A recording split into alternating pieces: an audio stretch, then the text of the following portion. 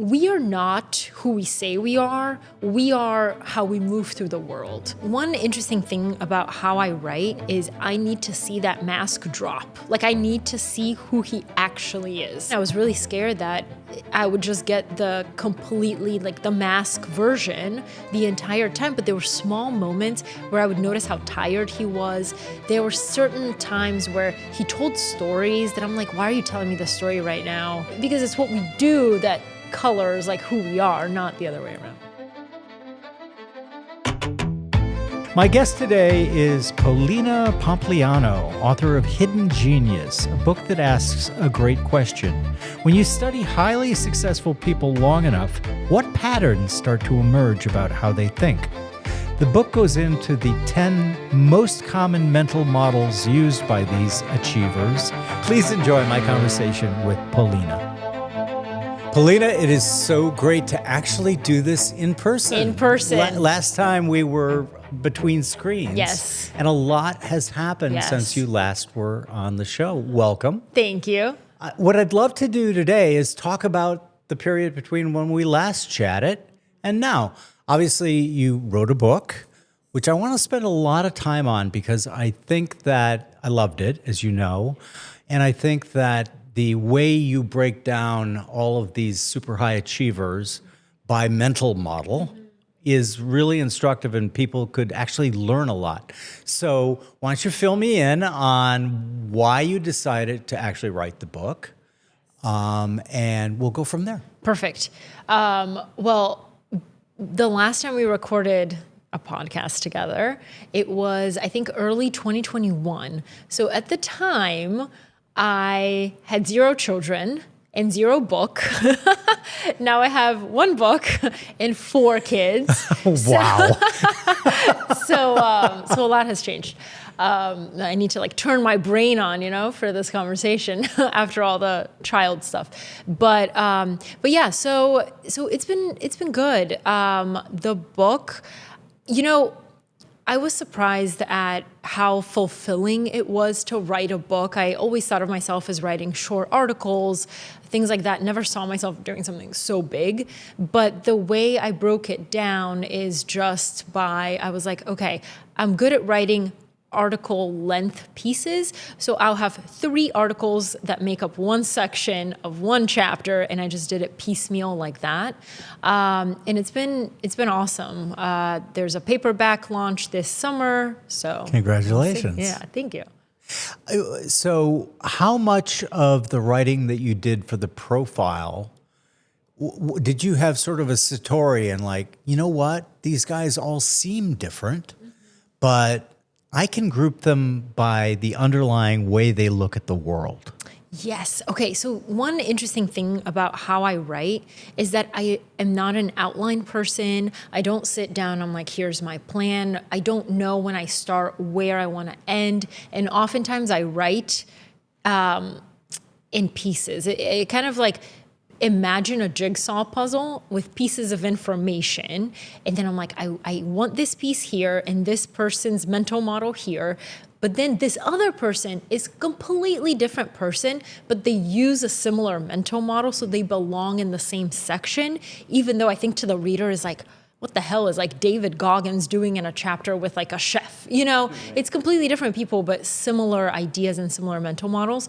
So I just had a Google Doc. I had themes, and then I would be feeding the baby in the middle of the night, and I would think, what if this person actually makes sense with this person? And I would kind of put the puzzle together in my head. So then when I had 20 minutes to sit down and write, I wasn't starting from scratch or with a blank page. I was I already know these people belong here. Now I just have to make it make sense. Did you explicitly ask them about mental models, or did you infer that?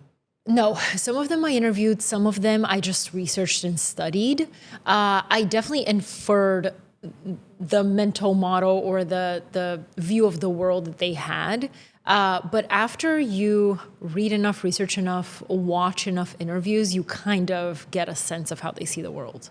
And so let's dive into in your opinion, obviously, What seems to be the most robust of the various mental models? Because you covered 10, and I have an opinion on it, but I want to hear your The opinion. most robust. By that I mean the broadly applicable to different aspects of life. I know a lot of people who are really, really good Yeah. at one thing, Yep. and they kind of suck at other things. And so they've got a great mental model for that one thing. But I'm looking for the ones that you would find most ubiquitous in you can carry it over here, carry it over here. There's three that come to mind. The first one that I think is like the meatiest is looking at or finding creativity and being creative by walking into the world or through your world. You don't sit down and wait for inspiration or creativity to come. I think the most creative people walk through their lives every day and they see things that they can apply to their own professions, whatever they may be, whether it's finance or cooking or fitness. So in the book, I talk about Grant Achatz, and we mentioned it in the last, because I'm just fascinated by him. You've been to Alinea, his restaurant, but the whole idea is like he moves through the world looking for ideas for his restaurant. In the most unexpected places. He calls it seeing the world through a kaleidoscope of food. So he'll, see a woman wearing red earrings and be like, oh, those I can incorporate in this dish or something like that. Or Rage Against the Machine. Like he listens to a song and he's like, there's peaks, there's valleys. Like I want when people come into my restaurant, the dining experience to mirror a story. There will be peaks, there will be valleys, like things like that. So that is one. The other one that I think was a section in the book that was very not underrated, maybe overlooked by a lot of people, which I think is the most important section, is the one on rationality and how being an emotionally sober person is probably like the best thing that you can be. Because I talked about this woman, Julia Galef, from the Center of Applied Rationality, and she talks a lot about like beliefs and divorcing yourself from your beliefs, about how, some of the most successful people in this world are able to attack ideas instead of attacking people. So if we're all in a room together having a meeting like they do at Pixar, Ed Catmull talks about this, but the point is that there's a lot of people and somebody comes up, throws out like a crazy idea and everyone's like, well, that seems dumb. But they don't say that seems dumb. They attack the idea, they criticize it, they do all these things, but they do entertain the idea. And I think that entertaining the idea first, then critiquing it, then, debating it, you come up with something that's like so much better than somebody throwing out an idea, you being like, wow, that's fantastic, let's do that, without any sort of like scientific process in there.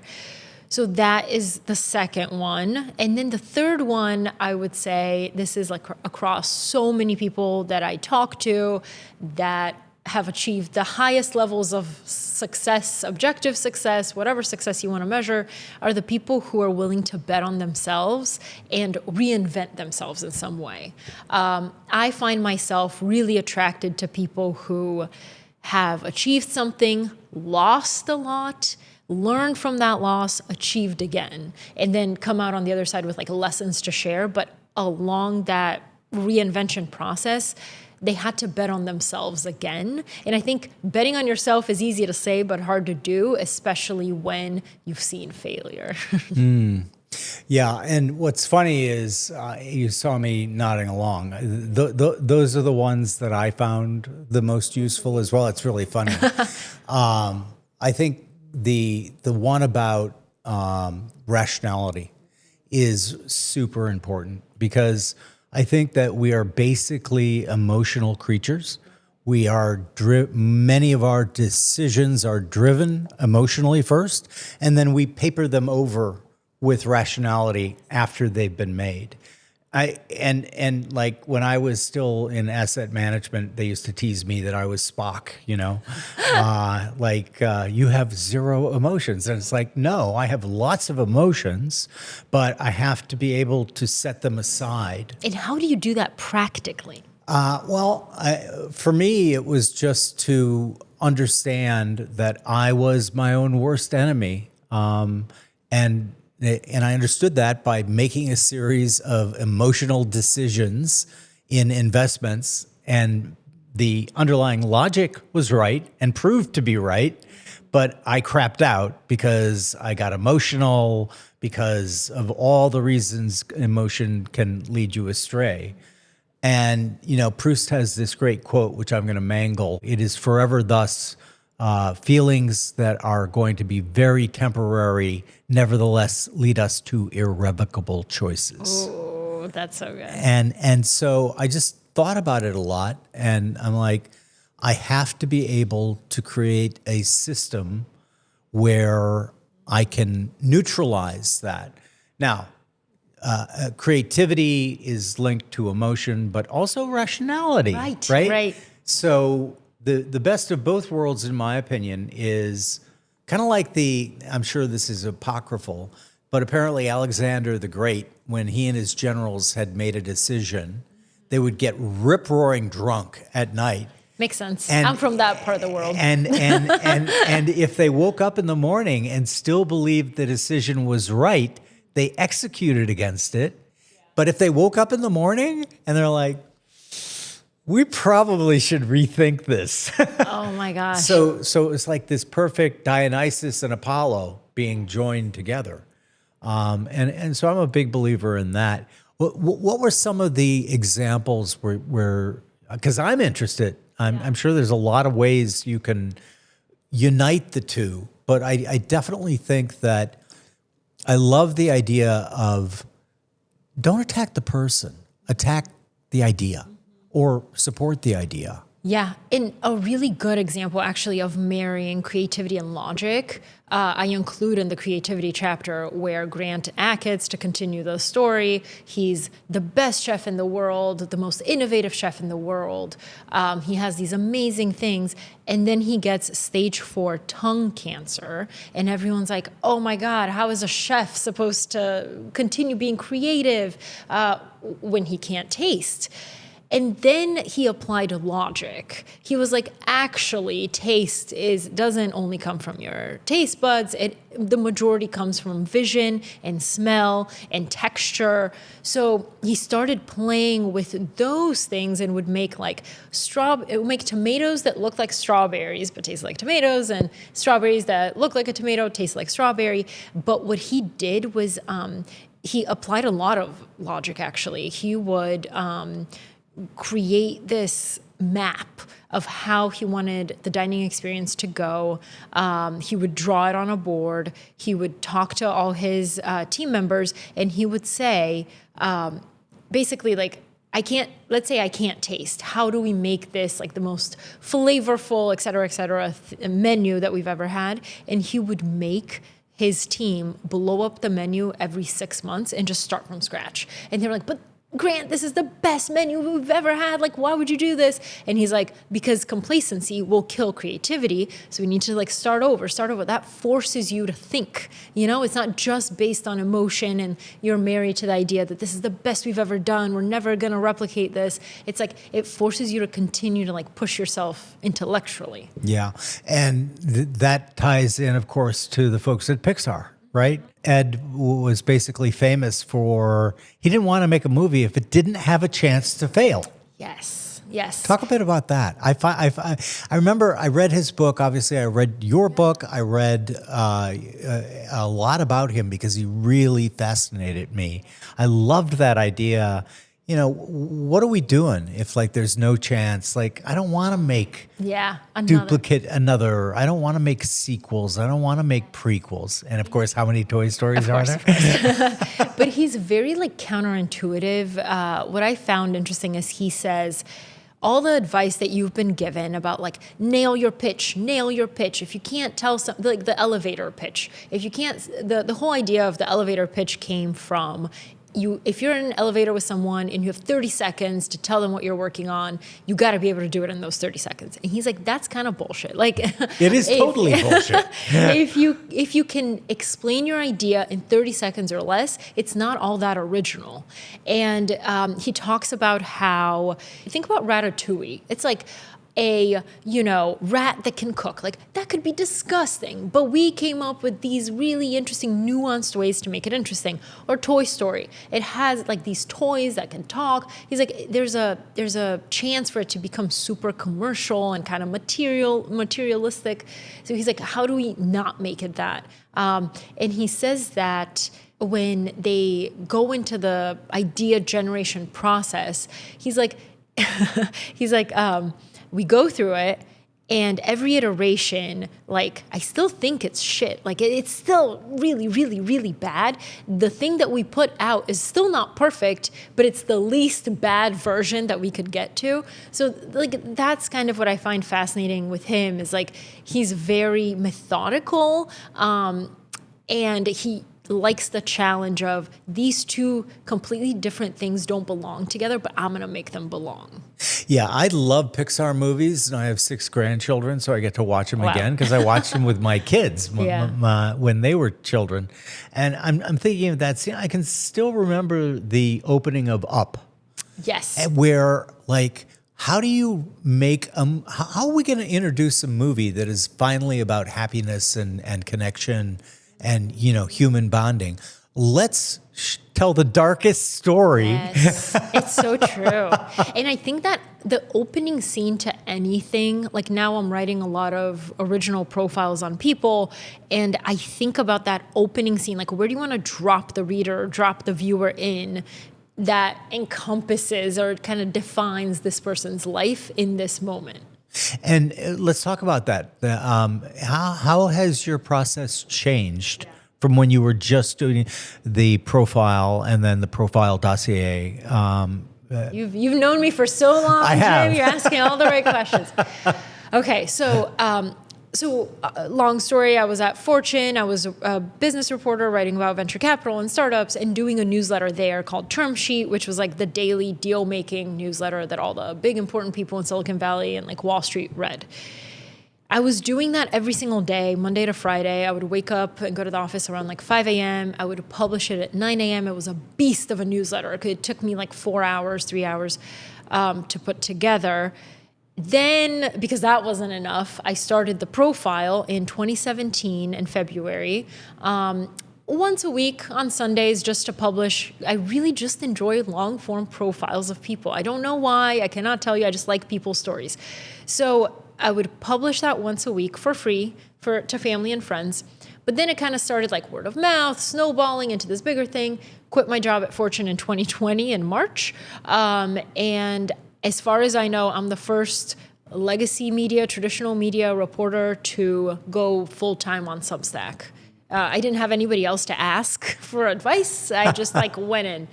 And since then, obviously, Substack has grown tremendously. I started being like, oh, how can I make money on this thing? But it became a business out of a passion, not the business. The business part didn't come first. It was the passion first.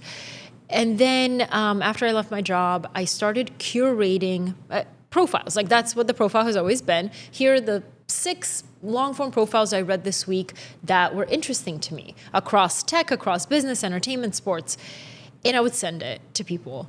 I listened to myself in old interviews when I first left my job to do this, and people were like, so, what's your goal with the profile? And I was like, well, the goal is kind of like a Netflix model. Like, first you curate, and then you write, original profiles. But I never did that. I got distracted with the book. Then I did Q&As. I was always kind of dancing around this thing that I always wanted to do, but never did.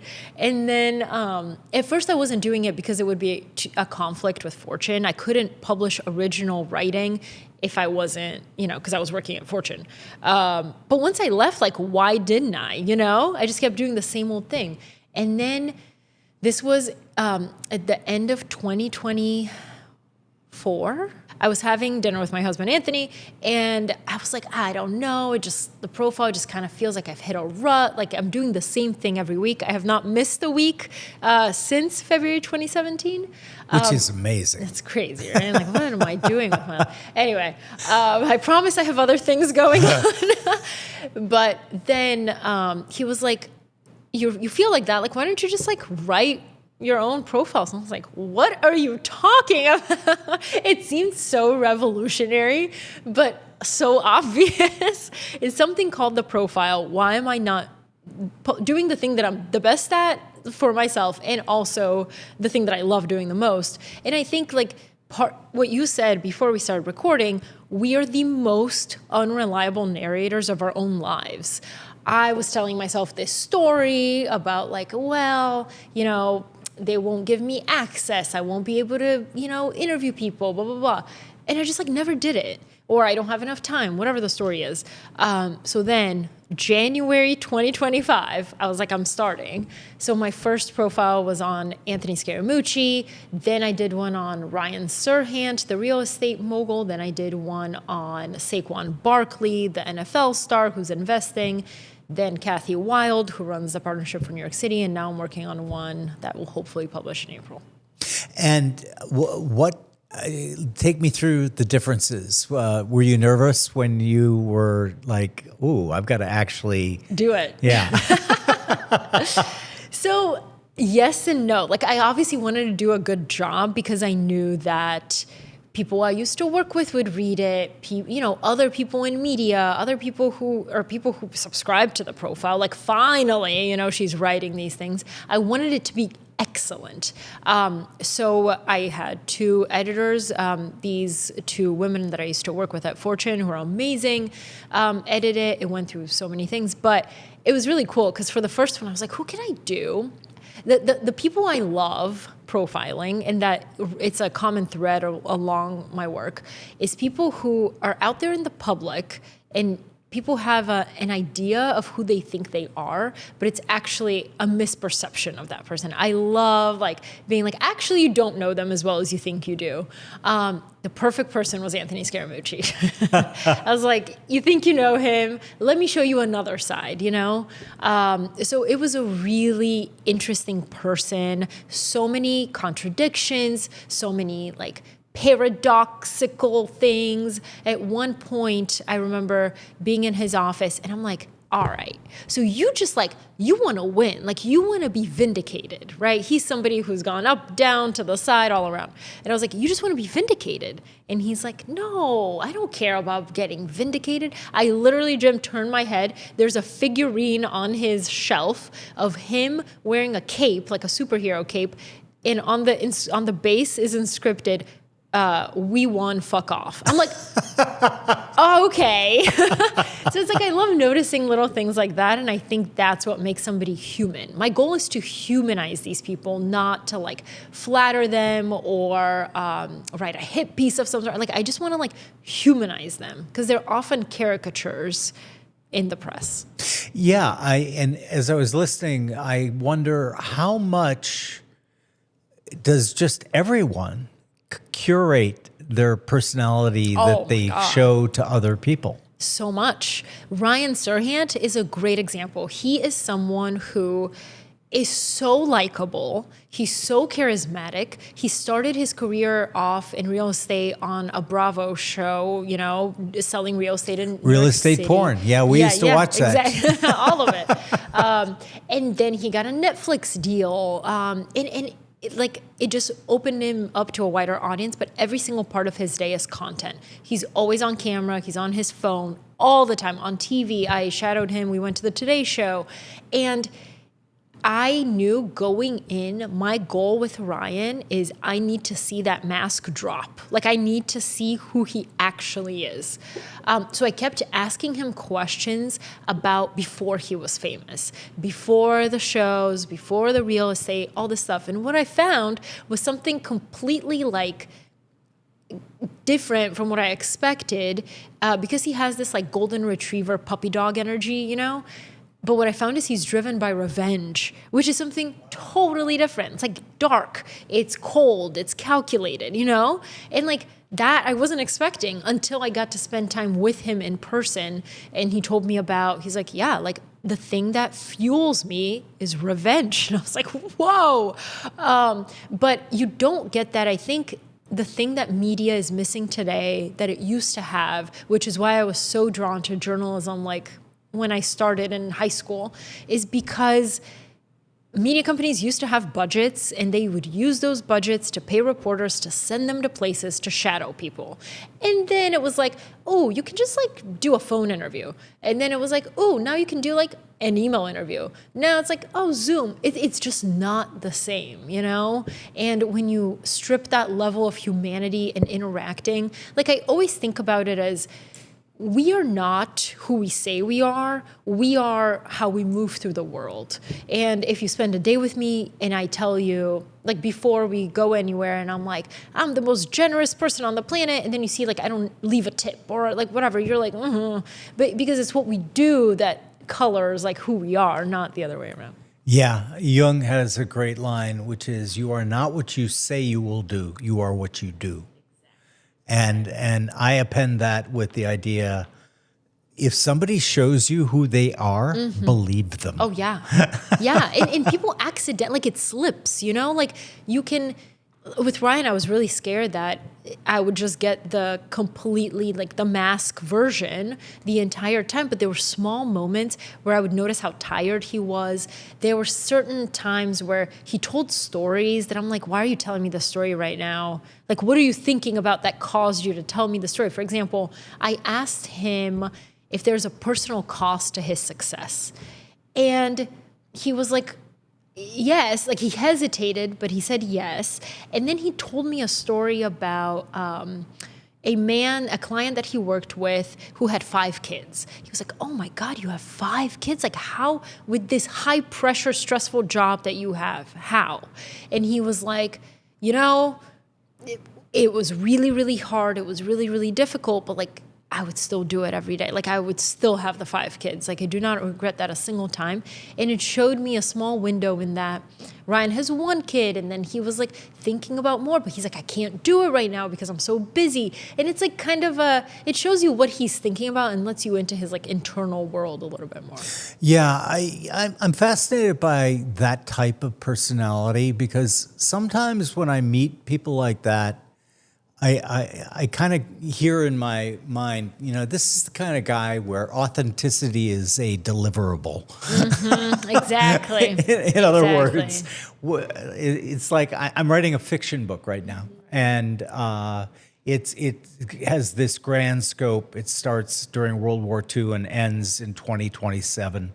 And one of the things that I find really interesting is a lot of historical and current politicians, like they're manufactured. And like when I was researching Hitler, I was amazed. He's not in the book. Goring is, but he's not. I found all this research that absolutely fascinated me. Do you know that he spent hours and hours a day with the filmmaker? I can't remember her name right now. But she made the famous propaganda movies for him. But he literally spent hours practicing different hand gestures, practicing different ways of looking, of moderating his voice. And I just like the scales came off my eyes. Yeah, and I started looking at some of our politicians. Yes. And I'm like, all of them. Authenticity is a deliverable. Yes, I know. It's really scary and terrifying. It's like, how? But I do think like if you spend some time with somebody even when they're on camera, to see if there's a moment where like that performance art goes away, it's so much more telling. And it's like, it's also almost the moment where it's what they don't say. It's like, why are you avoiding talking about that part of your life? With Scaramucci, I found it interesting that he just avoided talking about his dad. And it was always like forward looking, where are we going next? And I was like, okay, just take me back a little bit and talk about your childhood. And he was like, he said that he tried meditating one day and it ruined his whole vacation because it was just like, he's like, I've compartmentalized those things for a reason. Like, I don't want them flooding back. This is like things like that. And he doesn't, like, that's the only time I've seen him be like, let's not talk about that. Usually he's like, oh, you can ask me about anything. But like, that was a part in his life he was just like very uncomfortable. You know, a lot of people, and again, in trying to write fiction, which by the way is really hard, you do spend a lot of time in people's childhoods because you definitely see a lot of commonality. And that I find very interesting. For example, Goring, who was like over the top, I had to literally tone down the historical Goring because I thought people will never believe this in fiction. But like a lot of them had really bad relationships with their father. Goring, for example, was taken in, and his anti-Semitism was driven partially by the fact that their family fell on hard times, and a Jewish guy who was fond of the family literally took them into his castle, right? And put Goring in this beautiful, Goring the man as a child, in this beautiful room. But he also was in love with Goring's mother. And so he put the father in a tiny little room at the base of the cuckold husband. And you just, like, when you're reading this stuff, it's like, how does that not shape the man? Right? And or woman. You have a great, kind of origin story in that, you moved here. How old were you? 8. From Bulgaria. Yes. And you didn't speak any English. No. Let's talk about that a little bit. Yeah. No, it's so we were living in Bulgaria. My dad, his dream was America. He was like, that is just but like a dream in a way that like, it's never going to happen. He lived through communism. A lot of that side of the family was jailed, killed, sent to concentration camps just for saying that they didn't agree and or saying something against like the regime. So he was just like, he was part of the anti-communism protests and all that stuff. But he was like, it's not going anywhere. Like, they're selling us democracy. This isn't true democracy. And he just like, his dream was to come to the US. So he was applying to green card lotteries. The US had one, Canada had one, and Australia had one. And he was like, I mean, the other two countries are fine, but like, I really want to get to the US. And so he would file every year. I think it was once a year. And the chances of getting this thing are like very, very, I one time broke it down. It was like 0.1%. Then like of you winning that, then actually getting here, because you have to go to the embassy, interview, background checks, all this stuff. So very slim chances, but I think it was my mom's application actually that won. Then we went in. I remember a very freezing day in Bulgaria. He stood with this folder outside in line to like go into the embassy to interview. And they basically wanted to check, like, when you go there, do you know people who will help you find a job so you won't be homeless in America and all this stuff. And I think my mom's grandfather's cousin knew somebody in Atlanta. So that's how we ended up there. And so we moved when I was 8 in the year 2000. And then I grew up in Atlanta, went to the University of Georgia. And it was interesting, Jim, is that like, even as a kid, I always loved writing, like in Bulgaria. I loved writing in first grade. Like, my poem won this thing that I wrote literally in 15 minutes. And I was like, maybe there's something to it. Like, I really like words and language and things like that. And then when we moved to the US, because both of my parents were chemical engineers, I thought I would be some sort of scientist or something. So in high school, I was in the science program, but then didn't love that, really didn't work out. But I loved writing the research papers and the lab reports. So I joined the newspaper club in like 10th grade. And then from there, I just went all in. I majored in journalism at the University of Georgia. I became the editor of the college paper. Then I interned at CNN, USA Today, Atlanta Parent Magazine, like anything I could get my hands on. And then in 2014, I moved to New York. Yeah, and I love your story because I think it's a story that is not just unique to you in that the immigrants to this country, especially from former communist countries, man, are they powerhouses. Oh my God. Yes, and the freedom of speech thing and Yeah, and like I think it's such a shame that our immigration system is so fucked up because like even though we've got a lot wrong in this country, it's still the country where the smartest, most creative people in the world want to come and live. Yes. And it blows my mind that we are not setting up concierge services to bring those people over here.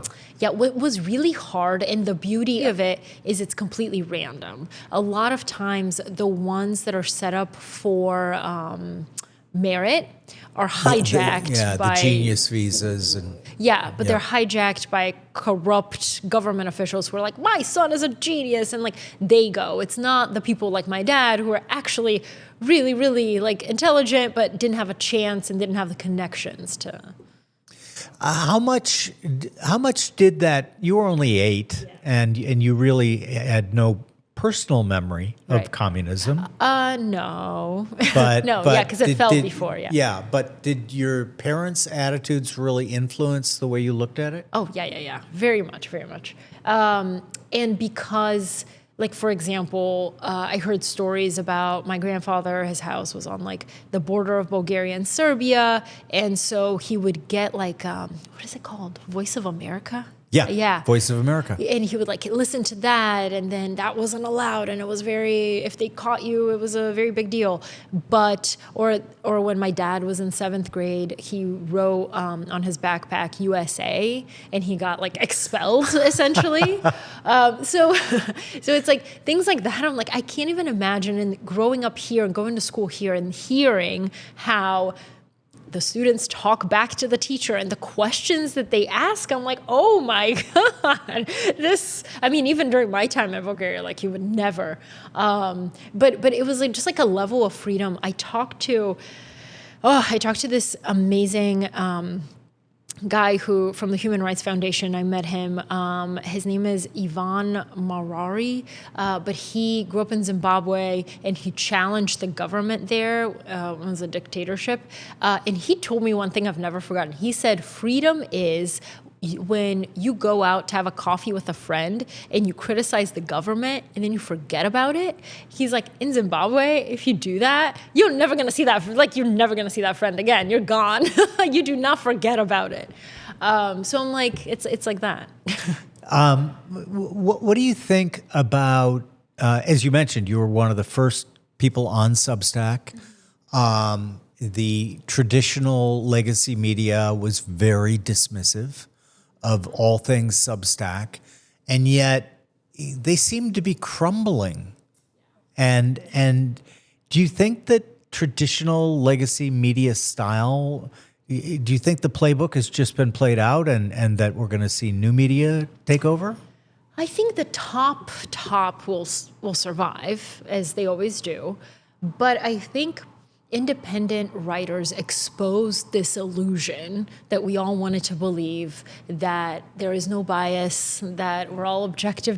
Like, I genuinely, Jim, like I went into journalism thinking that like objectivity is king.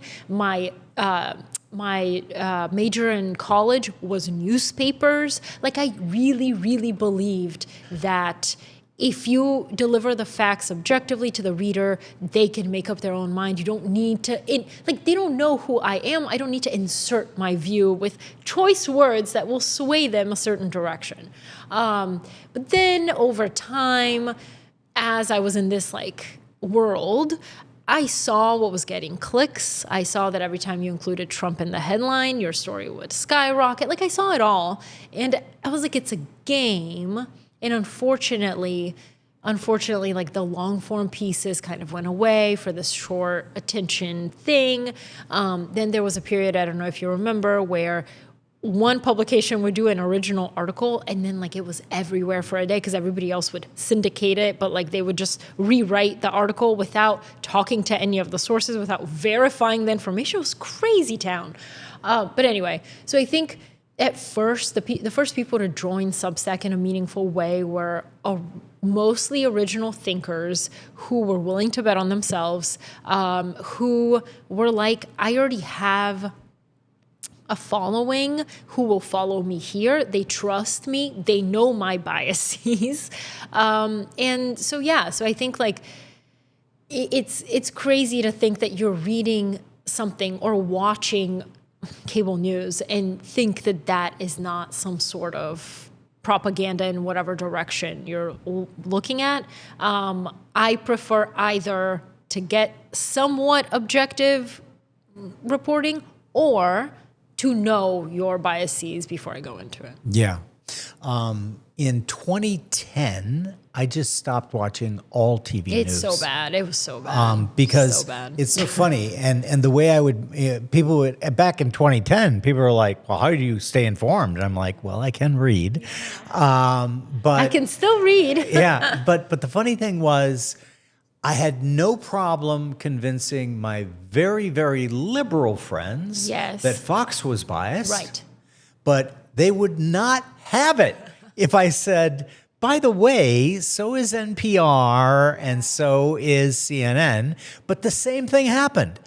The conservative friends could instantly see that NPR and the more left-based media was, but Fox, no, they tell it like it is. And I would just sit there and I'm like, wow. I mean, it's so wow. crazy. We're all in cults. Yeah. I'm like fascinated by cults, and we're all in like ideological cults. I think Tim Urban once said, he was like, if you want to test whether or not you're in like an echo chamber, go to your closest friends and just throw out, like, say, like, this politician that's on the opposite side has kind of been making some good points lately, and see what happens. Yeah.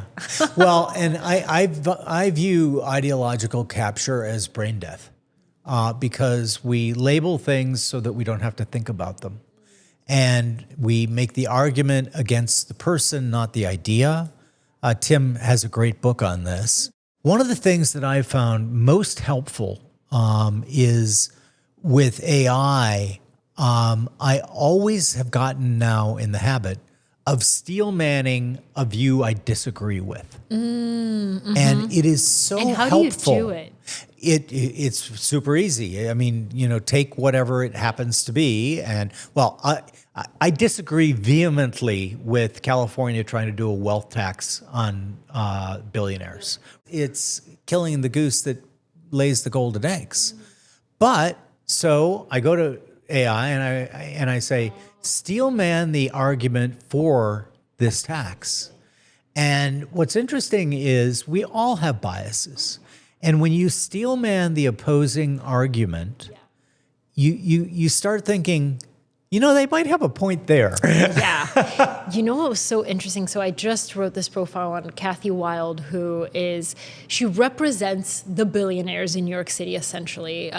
For 43 years, she's represented the interests of like the wealthiest New Yorkers. And it's like a coalition of these people. And the whole idea is like make New York better. And they work she is like the mediator between this group and the mayor. And our current mayor? So that's what the whole story is about. Because I noticed that when I was talking to her, I was like, she was talking about Mamdani, who is a democratic socialist, very warmly. And I was like, what? And I kept asking her, like, why do you like him? And she's like, I think he has some good points. And I think he's thinking about it the right way. And I think he's very smart. And I was just like, okay, but but this doesn't align with who I think you are, basically. And then I learned her backstory, and she moved to New York. She was an activist in the 60s. She learned how to, so David Rockefeller set up this coalition, and she was the first person to kind of run it. But she has this amazing ability to like put people in a room that disagree and mediate and like have a conversation. So I thought it was, her roots were interesting, but she sees capital as just a tool, and she doesn't politicize it. And it was so interesting. She's like, we all have the same goal. Like, how can we do this? And she was on Mamdani's transition committee. She now stepped down. She's retired. But like, fascinating. And it was interesting because to me, there was this dissonance and this like discomfort that I couldn't put her in a clean, neat box. Yeah, well, I strongly believe that if you can infer all of my political beliefs from hearing one of them, then I'm ideologically captured, right? And so I again, to Tim and his efforts to, it would just be so great if like literally we could put people in a room who really, really disagree with each other. And you know what? There is a methodology that actually works, and that's called the jury system. When you look at juries, they're randomly selected. Well, you got to be a voter, but they come from very different backgrounds. They come from very different points of view. They have very different priors, and yet Nick Gruen, I believe I had on my podcast. He's an Australian who thinks that we could use jury systems for everything, because literally people, when they have a task, right, you got to figure this out. They open up. They're like, okay, yeah, you did have a point there.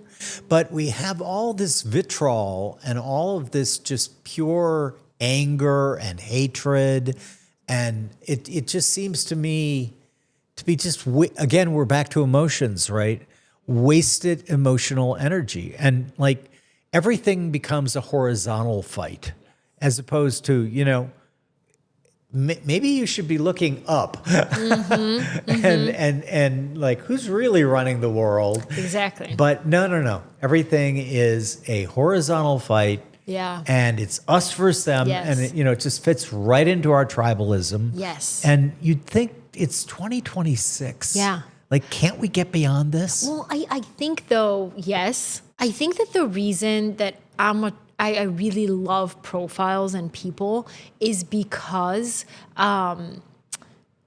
stories trigger emotion, and emotion triggers your memory. So when I was in school, I could never remember like any dates, any facts, any names. But the second, so I had to myself be like, all right, Marie Antoinette. And then I would have to be like, I wonder what life was like for her. She was a teenager. She was this portrayed as this queen of excess and all this stuff. And they hated her. They wanted to kill her. Like, imagine how she felt. Her son had to testify. Like this whole thing. And it I suddenly felt like an emotional connection with her, which then when I was taking the test, I could remember. Otherwise, just cold, plain facts, I can't remember. But I think the reason juries work so well is you're put in a room with people maybe you don't normally interact with, and then you hear their stories, and then you can empathize, and then you feel an emotional connection, and then you can solve a problem together. Whereas right now, people are so divided because many of us don't know, have never even met certain people with certain life paths. So it's hard for us to empathize with those people, but if they were our friends, it'd be a different thing. I mean, if I have one overriding social or political viewpoint is I am fiercely anti-authoritarian of either side. Yes. Right? Yeah. I have no more interest in a left-wing or right-wing authoritarian. Yes. Whatever it may be. It's just bad for society. Yeah. And so I definitely have that. What's weird for me though is when some people will say, "Wow, you're really conservative," and I'm like, "Conservative?" and they're like, "Well, yeah, I mean the whole free speech and the fact and that free rule speech of law, is conservative. that's a conservative. I know. Isn't that crazy? Like, it's crazy. The people who fought for and got free speech were the most radical people on the planet. Yeah. Because most of human history, free speech. Are you kidding me? Isn't that crazy? And like, I think it built this country and the rule of law. And so sometimes I'll be like, how did that become conservative? I don't know, but I guess I'm far right if you think freedom of speech is bad. Like, that's crazy. A quick story. When I was in college, I was editor-in-chief of the paper my senior year, and it's called The Red and Black, and it's a very, very nationally acclaimed paper. Yeah, I knew of it. Yeah. The second I set foot on the campus at Georgia, I was like, I want to work for this newspaper. So day one, I go, I apply. I start out as like staff reporter. Then it was like covering the administration reporter. Then I was assistant news editor. Then I was managing editor. Then I was a page designer at one point. And then finally, Jim, I'm editor-in-chief.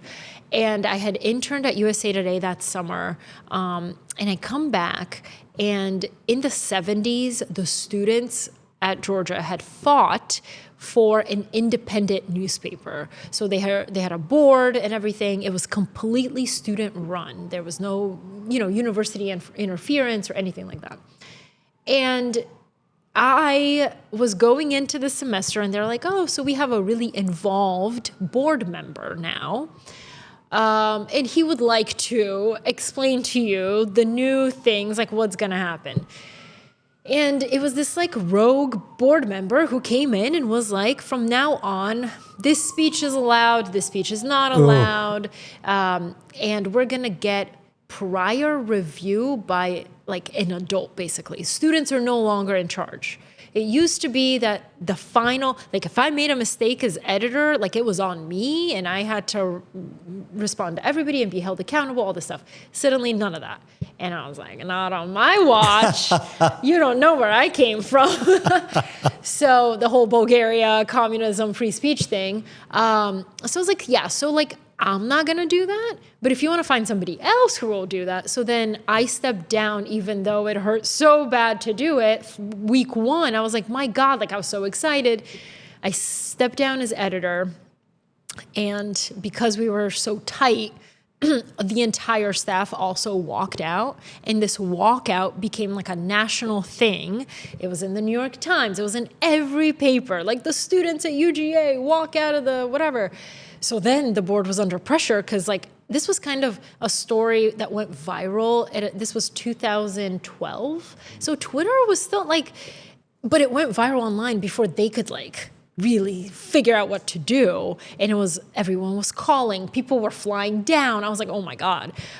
So then we sat down with the board, figured it out. But because of that, there are now 2 student seats on the board of directors, like all these things that had to be reformed.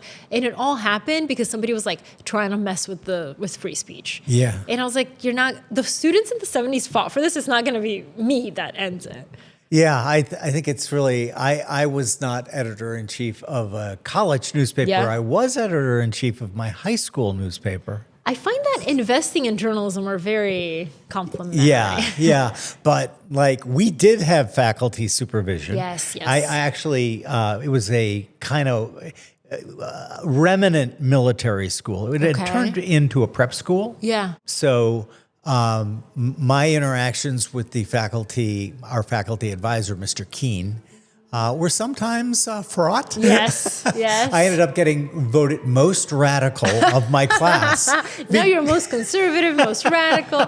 Yeah, that's crazy. Because like I would slip things in. Yeah, that weren't approved, right? And it led to my better to ask for forgiveness than approval.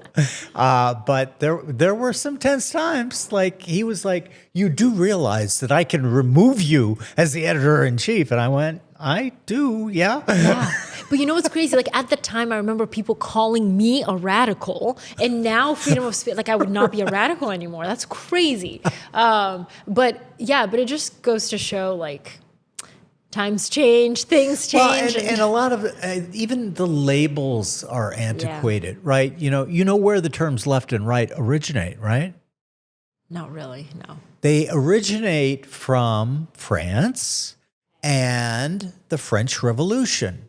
At the assembly, those who supported the king sat to the right of the speaker. Those that wanted to cut his head off sat to the left of the speaker. And so, like, what's interesting is obviously it didn't work out well for them because of the whole reign of terror thing. Yeah. But the idea that they were very much inspired by the American Revolution of freedom, of self-determination. Like those were the most radical ideas in human history, right? That humans could decide for themselves. They didn't have to answer to a king. Right. And you know, it went badly. Yeah. And we got Napoleon. Yes. But like I just think that in the world of today, those are really antiquated terms because like I have opinions that many people like. I'm pro-choice. I think that most drugs should not be criminalized. I'm not saying they should be legal, but the war on drugs has been a horrible failure. And like when I pop those off, people are like, the war on anything is problem. Wow, that's such a great correction. Like war on, that's not going to work out well. And you know, it's kind of like I very much believe that the individual has a series of rights, and I don't care who that individual is, right?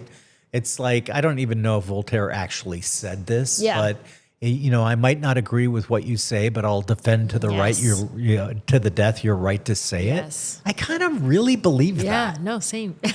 and like this whole idea of policing speech, like you went through with this board member, again, it's that authoritarian instinct that I just like, it really triggers me. Me too. Or people who have like such deep-seated beliefs. Like those people scare me. I'm scared of like mobs and cults and people who are so extreme that they cannot even hear what you're saying. I sometimes worry that like, are we ever going to be able to get beyond it? Here we have all of these pathways to communicate with one another. And yet, you know, the like I used to say about investing, right? The four horsemen of the investment apocalypse are fear, greed, hope, and ignorance. It seems like the four horsemen of this is, you know, ideological capture, you know, our tribe versus your tribe. You know, those ideas have no merit, right? And if you steal man, like I'm doing with AI now, by the way, such a good exercise. I don't use Twitter as much as I used to because I've been mired in trying to write this book. But one of the best features on there, in my opinion, is Grok. Because every time I see something where I go, oh man, that's bullshit, I immediately go to Grok and say, can you verify any of this? And sometimes I'm surprised. And it's like, yes, actually, this did happen. I'm like, wow, okay, I've learned something new. But most of the time it's like, no, they've sensationalized this. They made up this fact, etc. But it's really helpful. But you know what's so interesting? Like I'm fascinated by people who trust the source so much that they're willing to like throw rationality out the window. Like even if the source is not perfect, obviously not perfect. Like I knew someone who they said something. I said that this person on Twitter said, and I said, I can't find that anywhere. I don't think that happened. And, you know, like I showed proof and they're like, I don't know. I trust that person. I'm like, well, and then that's back to the emotions ruling as opposed to logic. Like communism, you grew up under communism. by the way, any authority, Nazism is just as bad.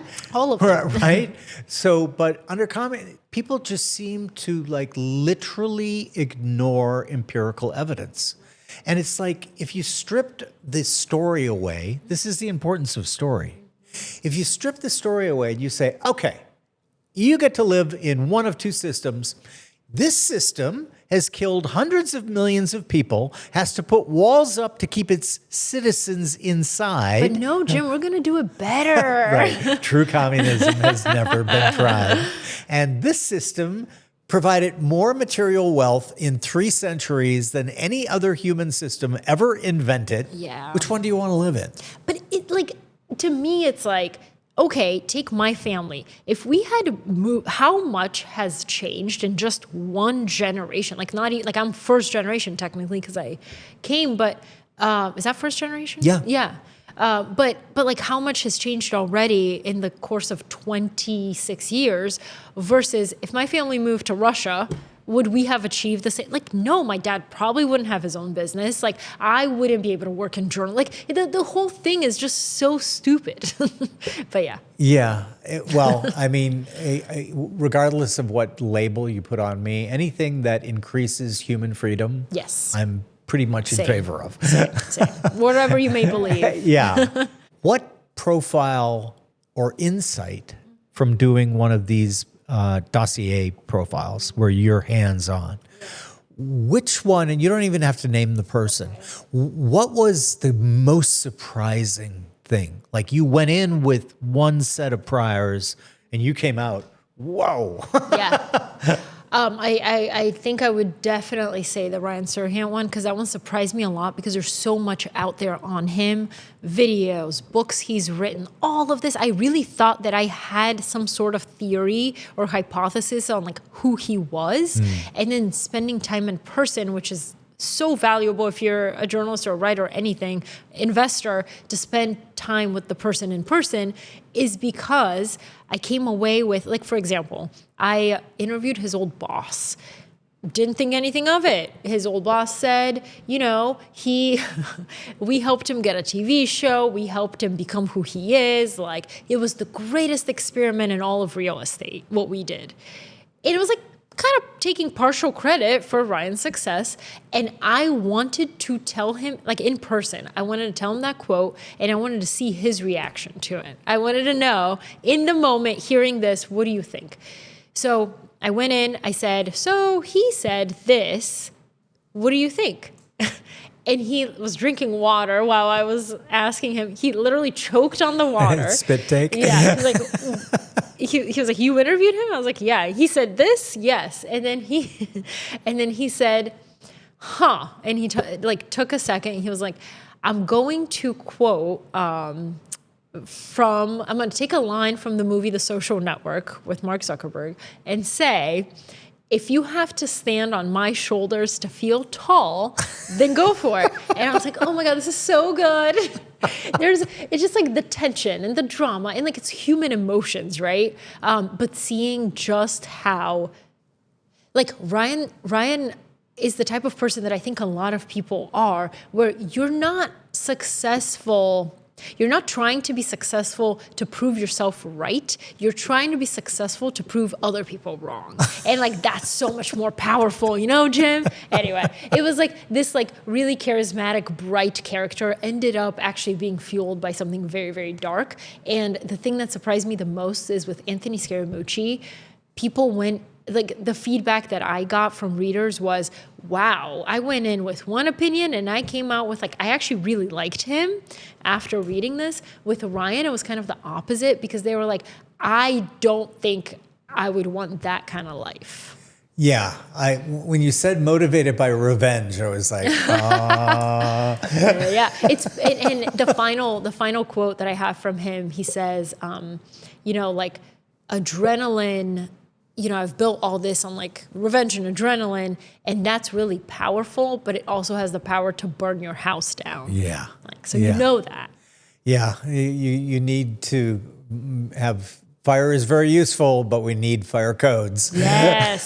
So good. Well, so what's next for you? What are you working on now? That you're going to do another book? For now, I'm focusing just on the long form profiles. I want to kind of like master that. And I just like love humanizing these characters. We'll see if that could possibly turn into a book, or I would love to one day write a biography. Ah, very cool. And being a mom, going from no kids to 4 kids. Do you know that old joke about the English lord who said that before he had children, he had 6 theories about how to raise children? And then he said, now I have 6 children and no theories. Wait, that's so true. It's so true.